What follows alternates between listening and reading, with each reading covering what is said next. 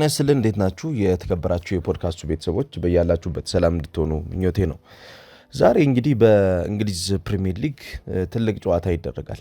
አጠር ያለች ቆይታ ወደ እናንተ ለማድረስ ነው የመጣሁት። ይሄ ጨዋታ በአርሰናልና በአስቶን ቪላ መካከል የሚደረግ ጨዋታ ነው። ያው ትልቅ ትኩረት የሚሰጠው ጨዋታ እንደሆነ ግልጽ ነው። ምክንያቱም ሁለቱም ቡድኖች በወቅታዊ ፐርፎርማንስ ከተመለከትናቸው በፕሪሚየር ሊጉ አናት ላይ የተገኙበት ምክንያት ምን እንደሆነ ስለሚታወቅ ማለት ነው። ከመጀመሪያ ግንኙነታቸው ደግሞ ከተመለከትነው ዘንድሮ አስቶን ቪላ አርሰናልን አሸንፎታል። ስለዚህ የዛሬው ጨዋታ የአስቶን ቪላና የአርሰናል ጨዋታ ሌላ ፉክክር፣ ሌላ ጫና፣ ሌላ የአርሰናል ፈተና ይሆናል ተብሎ ኤክስፔክት ይደረጋል። ምሽት ላይ ነው የሚደረገው ጨዋታው። ትልቅ ጨዋታዎች ይደረጋሉ። ይሄ ጨዋታ 5 ሰዓት ከ15 ላይ የሚደረግ ጨዋታ ነው። እንዲሁም ማንቸስተር ዩናይትድ ከወልቭስ፣ በርንሌይ ከኒውካስል ዩናይትድ፣ ቼልሲ ከበርንመዝ፣ ኖቲንግሃም ፎረስት ከኤቨርተን፣ ዌስትሃም ከብራይተን የሚያደርጓቸው ጨዋታዎች ይኖራሉ። ነገም እንዲሁ ቀጥለው በፕሪሚየር ሊጉ የሚደረጉ ጨዋታዎች አሉ። ከነኚህ ተጠባቂ ጨዋታዎች ውስጥ እንግዲህ የሲቲ ጨዋታ ይጠበቃል። ምክንያቱም ወቅታዊ ከሆነው ፐርፎርማንስ ተነስተን ሲቲ በተከታታይ ጨዋታዎችን እያሸነፈ ነው። ስለዚህ ቀጣይ ጨዋታዎች ላይ እንዴት ነው ሪያክት የሚያደርገው የሚለው ኤክስፔክት የሚደረግ ነው። እነዚህ ጨዋታዎችም እንዲሁ ተጠባቂ የሆኑ የፕሪሚየር ሊጉ የፉክክር ጨዋታዎች ይሆናሉ ማለት ነው። ለምሳሌ ሲቲ ከሰንደርላንድ ጋር የሚያደርገው ጨዋታ ይኖራል። ሊቨርፑል ከሊድስ ጋር ይጫወታል። ብሬንፎርድ ከቶትናም ጋር የሚያደርጓቸው ጨዋታዎች ይኖራሉ። ወደ ዛሬው ምልከታዬ ሊድ እንግዲህ በሁለቱ ቡድኖች ጨዋታ በአርሰናልና በአስቶን ቪላ ጨዋታ ዙሪያ ነው እንግዲህ ፕሮግራም ማዘጋጅላችሁ። በተለይ አሰልጣኝ ኡናይ ኤምሬ የአስቶን ቪላን ቡድን ካራክተራይዝድ ያደረጉት በተለይም ዲፌንሲቭ ሪጂዲቲን ከኮምፓክትነስ ጋር በጣም ጥብቅቅ ባለ ወይም ደግሞ ክፍተቶችን ለተጋጣሚ በማይሰጥ በሃይላይን እና ኢፌክቲቭ ኦፍሳይድ ትራፖችን በመስራት የሚታወቅ አስቶን ቪላን ሰርተዋል። በተለይም ደግሞ የአታኪንግ ቨርሳቲሊቲ የዚህ ቡድን ትልቁ አቅም ነው። በእያንዳንዱ የጨዋታ እንቅስቃሴዎች ውስጥ የሚጠቀሟቸው ይሄ ተደጋጋሚ የሆኑ ትራንዚሽኖች ወይም ደግሞ ራፒድ ትራንዚሽን የሚሉት ፈረንጆቹ ለአርሰናል ዛሬ ፈታኝ እንደሚሆን ይጠበቃል። በተለይ ከመስመር በሚነሱ የተጫዋቾች እንቅስቃሴ የኦሊ ዋትኪንስን የማጥቃት ጥራትን ጨምሮ ማለት ነው ዛሬ ተጫዋቹ ኤክስፔክት ይደረጋል። ያሳለፍነው ሳምንት ያው ቼልሲን ባሸነፈው ቡድን ውስጥ ይሄ ተጫዋች የነበረው ሚና ሁላችሁም ታውቁታላችሁ። በተለይ የኤሪያል ዱዌሎችን ያሸንፋል። የግራውንድ ዱዌሎች ላይም እንዲሁ በፔኔትሬሽን ሩጫዎች የሚቀመስ አይነት ተጫዋች አይደለም። ሰብሮ በመግባትና የተጋጣሚን ዲፌንሲቭ ስትራክቸርን በማበላሸት በጣም የተሳካለት ተጫዋች ነው።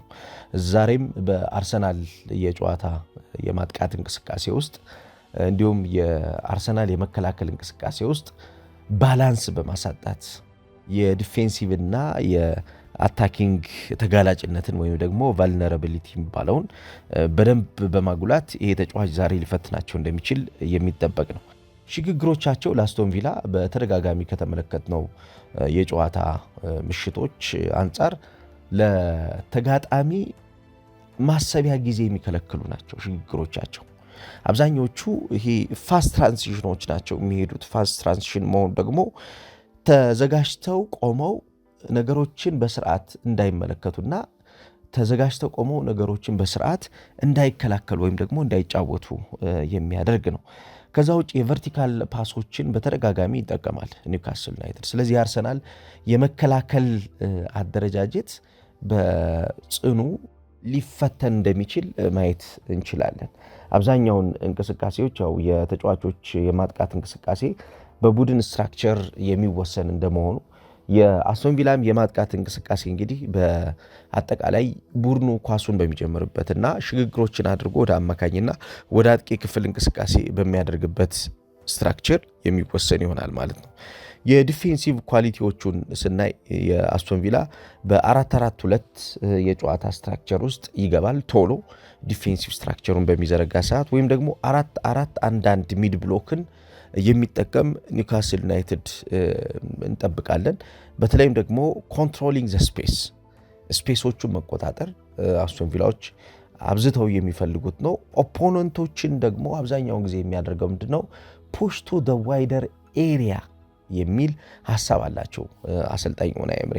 ይሄ ወደ ሰፋው ወይም ደግሞ ወደ ተገፋው ቦታ ኦፖነንትን የሚያስቀምጡበት ዋነኛው ምክንያት ምንድነው?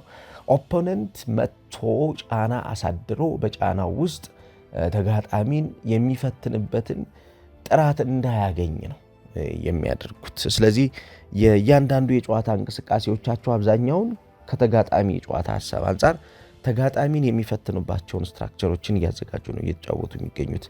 ለምሳሌ የሃይ ዲፌንሲቭ ላይና ቨርቲካሊቲን ከኮምፓክትነሱ ውጭ አያስቡትም አሰልጣኝ ኡናይ ኤምሬ። ምክንያቱም የሃይ ዲፌንሲቭ ላይ ነው አብዛኛውን ጊዜ ሼሪንግ እንኳ ቢያደርግ የሊሚቴሽን ሐሳቡ ስፔሶችን ከመከልከልና ስፔሶችን ካለመስጠት ጋር የሚገናኝ ነው የሚሆነው። በተለይ የዲፌንሲቭ ፈርስት እና ዲፌንሲቭ ሚድ፣ ዲፌንሲቭ ሰርድ በሚባሉት ሐሳቦች የመከላከል መጀመሪያ፣ የመከላከል ሁለተኛና የመከላከል ሶስተኛ በሚባሉት ሐሳቦች ውስጥ የሚፈጠሩ ስፔሶችን እያጠበበ የተጋጣሚ ቡድን አፕሮችን እየገደበ ለምሳሌ አርሰናል በሚያደርጋቸው የዛሬ ጨዋታዎች ውስጥ አርሰናሎች እንዳይመጡ እየከለከለ አርሰናሎች በሚመጡበት ሰዓት በታቀደ እንቅስቃሴ እንዳይመጡ በታቀደ ስርዓት ባለው የማጥቂያ መንገድ መጥተው ጫና እንዳያሳድሩ በማድረግ ሁሉንም ነገር የሚከውን አይነት ቡድን ነው። በጎል ላይን አጠቃቀም በነገራችን ላይ አማካኞች አብዛኛውን ጊዜ ወደ ግብ ጠባቂዎች እንዲጠጉ ይፈልጋሉ አሰልጣኝ ኡናይ ኤምሪ። ተከላካዮች አይደለም እያልኩ ያለው ተከላካዮቹ ያው ከግብ ጠባቂዎቹ ፊት ነው የሚሆኑት። ነገር ግን በግብ ጠባቂዎቹ ፊት ይበልጥ አማካኞቹ መኖራቸው ኮምፎርት ይሰጣቸዋል ብሎ ያምናሉ። ምክንያቱም ከኳስ ጋር ንክኪ ያደርጋሉ።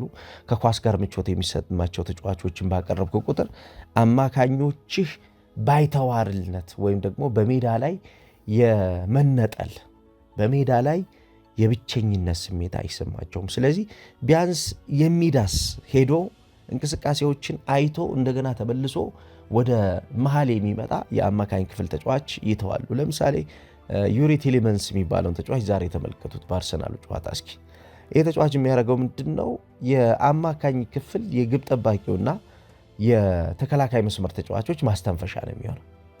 አስተንፍሶ ኳስ ተቀብሎ በሚመጣ ሰዓት የግብ ጠባቂው ያጣውን ነገር ወይም ደግሞ ግብ ጠባቂው በእንቅስቃሴ የሚፈልገውን ነገር በመቀበል ያን ጫና ተቀብሎ ጫናውን ይዞ ወደፊት በመሄድ ስራዎችን በተደጋጋሚ የሚከውን ተጫዋች ነው። ስለዚህ አሰልጣኝ ኡናይ ኤምሪ አብዛኛውን የሚጫወቱበት የጨዋታ መንገድ ይሄ ይሆናል። እንግዲህ ከአርሰናል ጋር በሚኖረው ጨዋታ ይሄን ኳሊቲ እንዴት አድርገው አሳድገው ለዛሬው ጨዋታ ይቀርባሉ የሚለውን ሁላችንም የምንጠብቅ ይሆናል ማለት ነው። ወደ አርሰናል ስንሄድ አርሰናል ኤሊት ዲፌንሲቭ ሶሊዲቲ ያለው ቡድን አሁን በተለይ የዛሬው ጨዋታ ልዩ ፓርት የሚባለው የገብርኤል ማጋሌሽ መመለስና የሁለቱ የመሃል ተከላካዮች ገብርኤል ማጋሌሽና የዊሊያም ሳሊባ በጥምረት መገኘታቸው ነው። ያው እንደምታስታውሱት የመጨረሻው የሊጉ ጨዋታ ላይ 71ኛው ደቂቃ ላይ ተቀይሮ ገብቶ ነበር ጋብሪኤል ማጋሌሽ። 71ኛው ደቂቃ ላይ ተቀይሮ ከገባ በኋላ የተጫወተበት የሱ የጨዋታ መንገድ አርሰናል ከዚህ በፊት ሚስ አርጎት የነበረው መንገድ ነው። ዲፌንሲቭ ሶሊዲቲን እንደገና ፍሉድ የሆነ የመከላከል ስትራክቸርን ለአርሰናል እየሰጠ ተመልክተናል። በዛች ትንሽ ደቂቃ ይሄ ተጫዋች ከመጣ በቡድኑ ውስጥ ዴሊቨር ሊያደርግ የሚችለው ነገር ይሄ ተጫዋች ከመጣ በቡድኑ ውስጥ ሊሰጥ የሚችለው ነገር ምንድን ነው የሚለው በሚገባ ነው ያሳየው። ታክቲካሊ ኢንቴሊጀንት የሆነ የአታኪንግ ሲስተምን ይጠቀማል ሚኬል አርቴታ። ይህን ታክቲካሊ ኢንቴሊጀንት የሆነውን የአታኪንግ ሲስተም ግን የሚጀምረው በአማካኞቹ አይደለም። አሁን ያለፉት 3-4 ሳምንታት አርሰናል ተፈትኖ የነበረው ብዙዎቻችሁ አይታችሁት ከሆነ የአርሰናል የመከላከል አደረጃጀት የአርሰናል የተከላካይ መስመር ተጫዋቾች አብዛኛውን የማጥቃት እንቅስቃሴ ወይም ደግሞ የኳሱን ፖሴሽን ማገዝ ስላልቻሉ ነው። ፖሴስ ማድረግ አልቻሉ። እንቅስቃሴውን ከኋላ ለሚጀምረው አርሰናል ስታቲስቲካሊ ዶሚናንት እንዲሆን አላደረጉትም። ለምሳሌ በዊሊያም ሳሊባ እና በጋብሪኤል ማጋሌሽ የጨዋታ ክፍለ ጊዜ አብረው በሚኖሩ ሰዓት የሚኖረውን አርሰናል እንመልከት። ይሄ አርሰናል ለማጥቂያ ሀሳቦች የሚሆኑ የጨዋታ እንቅስቃሴዎች በየጌሙ ሁለቱ አብረው በተሰለፉበት 3.4 ኢንሳይሲንግ አታኪንግ አፕሮች ውስጥ ይገባሉ እነዚህ ተጫዋቾች። 3.4 ኢንሳይሲንግ አታኪንግ አፕሮች ውስጥ ይገባሉ። ይሄ ማለት ከተከላካይ መስመር ክፍል ተነስተው ወደ ማጥቃት በሚደረገው ሽግግር የነኚህ ተጫዋቾች እዛ ሜዳ ላይ መኖር የሜዳውን መከላከል ብቻ ሳይሆን የሚያግዙት የሜዳውን የማጥቃት እንቅስቃሴ ራሱ ህይወት ያለው የማጥቃት እንቅስቃሴ ያደርጉታል ማለት ነው። በተለይ አርሰናል ለሚፈልገው ይሄ ሲስተማቲክ ፕሬሲንግ ወይም ደግሞ ራሱ ዘዴ ያለው የጫና እንቅስቃሴ ውስጥ ፕራይማሪ strengthen our defenders ይላል አርቴታ። በተለይም ደግሞ ኮሄሲቭ ዲፌንሲቭ ስትራክቸር ውስጥ ለመገኘት የአርሰናል ትልቁ ዋነኛው ሚና የሚባለው የተከላካይ መስመር ተጫዋቾችን በፕሬሲንግ ውስጥ እንዲሳተፉ ማድረግና ይሄ ፕሬሲንግ ስትራክቸራቸው ከፍሎ እንዲጠጋ ማድረግ ነው። ዛሬ አንድ የሚጠበቀው ነገር ብዬ ማስበው ምንድን ነው ይሄን ኮሄሲቭ የሆነውን የአርሰናልን የማጥቃት እንቅስቃሴ የመከላከል እንቅስቃሴ እነኚህ ተጫዋቾች ከኋላ መጀመራቸው ለአርሰናል የሚሰጠው ነገር ከፍተኛ ይሆናል ብዬ አስባለሁ። ያለፉት ቀናቶች ያለፉት ሳምንታቶች ለአርሰናል ኢዚ ነበሩ ብዬ አላምንም። ምክንያቱም በጣም ፈታኝ ናቸው። የተጫዋቾች የኳሊቲ ችግር ነበረው። አርሰናል በተለይ የተከላካይ መስመር ተጫዋቾች ሁሌም ቢሆን እንቅስቃሴ መጀመር ካልቻሉ፣ የተከላካይ መስመር ተጫዋቾች ሁሌም የማጥቃት እንቅስቃሴውን ማገዝ ካልቻሉና በማጥቃት እንቅስቃሴ ውስጥ ገብተው ተሳትፈው ያን የማጥቃት እንቅስቃሴ ወደ መጨረሻው የሜዳ ክፍል በሚደረጉት ሽግግሮች ውስጥ ጥራት ያለው ማድረግ የሚችሉበት ፍላጎት ከሌላቸው የቡድኑ ወገብ ይቆረጣል። የቡድኑ ከመከላከል ወደ አማካኝ በሚደረገው ሽግግር ያለውን እንቅስቃሴ ሉዝ ያደርገዋል። አሁን ላይ ያለው የአርሰናል የተከላካይ መስመር ተጫዋቾች መመለስ ይህንን ኮሄሲቭ የሚባለውን የመከላከል የማጥቃት እንቅስቃሴን ለማሳደግ ይጠቅመዋል። በተለይም ደግሞ የተጋጣሚዎች ጫናን፣ የተጋጣሚዎችን ሩጫን፣ የተጋጣሚዎችን ሀሳብ በመቆጣጠር አታኪንግ ኳሊቲዎቹ ፖሴሽን ቤዝድ እንዲሆኑ ፖሴሽን ቤዝድ የሚሆኑበት ዋነኛው ምክንያት ፔኔትሬሽን ወይም ደግሞ ኳስ ተሸካሚ ተከላካዮች ስለሚመጡ እነዚህ ኳስ ተሸካሚ ተከላካዮች መጥተው ኳሱን ይዘው ወደ አማካኝና ወደ አጥቂ የሚደረገውን ሽግግር እንዲያግዙ ስለሚያደርግ ነው። ስለዚህ በዚህኛው እንቅስቃሴ አሁን ላይ አርሰናል ያለፉት የጨዋታ ቀናቶች ከተጎዳው ምክንያቱም ሁለቱ ተጫዋቾች አብረው ባለመሰለፋቸው ምክንያት የቢውልዳፑ እንደሚሰበርበት አይነት አርሰናል ይሆናል የሚል እምነት የለኝም። እኔ የቫሬስ ዲፌንሲቭ ሴታፖችን ይጠቀማል አርቴታ። ነገር ግን የአርቴታ ትልቁ ዲፌንሲቭ ሴታፕ የሁለቱ ተጫዋቾች ነው፣ የዊሊያም ሳሊባ እና የጋብርኤል ማጋሌሽ ሴታፕ ነው። ምክንያቱም የነኚህ ተጫዋቾች ወደፊት የሚሄደውን የአርሰናልን እንቅስቃሴ የሚወስኑት እነኚህ ተጫዋቾች ከኋላ የሚጀምሩበት የራሳቸው መንገድ ነው። ስርዓት ባለው መንገድ እንቅስቃሴዎችን ለመጀመር ጥረት ያደርጋሉ። እነዚህ ስርዓት ባለው መንገድ የሚጀምሩበት መንገድ እስከ መጨረሻው እንቅስቃሴዎቹ ሄደው የመጨረሻውን የተሻለውን የማጥቃት እንቅስቃሴ ያሳምራሉ ማለት ነው። ከዚህ ጨዋታ በፊት ሚኬል አርቴታ የሰጠው አስተያየት አለ። ቪላ በጣም ጠንካራ ቡድን ነው፣ ነገር ግን ከመጀመሪያው ጨዋታ የተለየ እንቅስቃሴ ዛሬ በቡድናችን እናደርጋለን የሚል አስተያየት ሰጥቷልና ከመጀመሪያው ጨዋታ የተለየ እንቅስቃሴ ማለት ምንድን ነው? ይሄ ቤዚኩ ነገር ነው። ምክንያቱም ከመጀመሪያው ጨዋታ የተለየ እንቅስቃሴ የሚያደርገው የመጀመሪያው ጨዋታ የተከላካይ መስመር ተጫዋቾች ኢንቲዩሽን አላገዘው። የተከላካይ መስመር ተጫዋቾች ኳሱን ለመጀመር በሚደረገው ጥረት ውስጥ የተከላካይ መስመር ተጫዋቾች እንቅስቃሴውን ጀምረው ወደፊት ለመውሰድ በሚያደርጉት ጥረት ውስጥ አላገዙትም። የተቆረጠ የተሰበረ ነበረ። ይህንን የተቆረጠ የተሰበረን እንቅስቃሴ ይዞ ነው እንግዲህ ያን ጠንካራውን ቪላን የገጠመው። አሁን ላይ ግን የአታኪንግ ኢንቲዩሽኑ ከዲፌንሲቭ ስትራክቸር ነው የሚመጣው። ከዲፌንሲቭ ስትራክቸር ጥንካሬው ነው የሚነሳው። ስለዚህ የዲፌንሲቭ ስትራክቸሩን የሚመሩት የነኙ ሁለቱ ተጫዋቾች ጥራት አርሰናልን ይወስነዋል ማለት ነው። ዛሬ በማጥቃት እንቅስቃሴ አርሰናል አማራጮች አሉት። በቪላው ጨዋታ አማራጭ አልነበረውም። ለምሳሌ በቪላው ጨዋታ ጋብርኤል ሱስ አልደረሰም። በቪላው ጨዋታ ቪክቶር ዮኬሬሽም በጌም ፊትነስ ላይ ገና ጥያቄዎች፣ ጥርጣሬዎች የነበሩበት ወቅት ነው። ዛሬ በሚኖረው ጨዋታ እነኚህ ተጫዋቾች በጌም ፊትነስም በጨዋታው ዝግጁነትም በአእምሮ ጥያቄ ፈተው የሚጀምሩበት ጨዋታ ይሆናል ማለት ነው። ከመስመር በሚነሱ የሚታገዙ የማጥቃት እንቅስቃሴዎች መስመሮችን ይዘው ወደፊት ዳርት አድርገው ወቅተው ማጥቃቱን ይበልጥ ወደ ጥራት ለማምጣት በሚደረገው እንቅስቃሴ ውስጥ አርሰናል ሞር ስለት ያለው የማጥቃት እንቅስቃሴ ይዞ ይገባል የሚል እምነት አለ። ይህንንም ሚኬል አርቴታ በጨዋታ እንቅስቃሴ በተደጋጋሚ አንስቶታል። በተለይ ከአማካኝ ወደ አጥቂ በሚደረጉ ሽግግሮች ውስጥ የአጥቂ ክፍል ተጫዋቾችን ፈልገው የሚያገኙ ሽግግሮችን፣ ፓሶችን በትዕግስት እንዲጠቀሙ በትዕግስት እንዲጫወቱባቸው ለተጫዋቾቹ በልምድ ሜዳ ላይ ሲነግራቸው እንደነበረ ተነግሯል። ይሄ ማለት የአርሰናል የመጨረሻዎቹ የማጥቃት እንቅስቃሴዎቹ የሚቆርጣቸውና የማያገኛቸው ተጫዋቾች ነበሩ።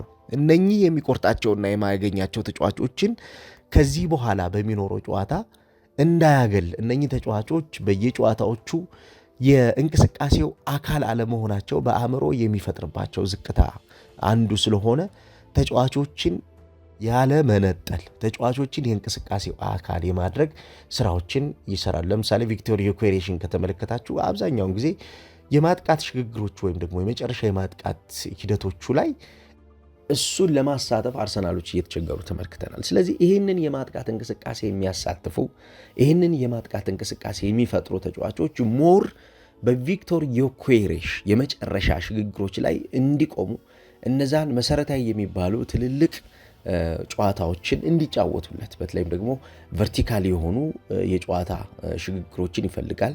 ሰንጣቂ ፓሶችን ወይም ደግሞ ስፕሊት ፓሲንጎችን ይፈልጋል ይሄ ተጫዋች። ስለዚህ እነኚህ ሰንጣቂ ኳሶች፣ ስፕሊት ፓሲንጎች በጣም ወሳኝ በመሆናቸው ተጫዋቹ በእነዚህ እንቅስቃሴ ውስጥ እንዲገኝ የማድረግ ግዴታ ውስጥ ገብተው የልምምድ ጊዜያቸውን እንዳሳለፉ ነው እየተነገረ ያለው። ስለዚህ ዮኬሬሽን ያሳተፈ የማጥቃት እንቅስቃሴ ልንመለከት እንደምንችል እንጠብቃለን። እንግዲህ በምሽቱ ጨዋታ ደግሞ ምን የተለየ ነገር ይኖራል የሚለውን የምንመለከት ይሆናል። የዛሬው አርሰናልና የአስቶን ቪላ ጨዋታ ግን ይህንን ይመስላል። እስኪ ሀሳብ አስተያየት ስጡበት፣ ተሳተፉ፣ ሼር እና እንዲሁም ለሌሎች እንዲደርስ ላይክ አድርጉ።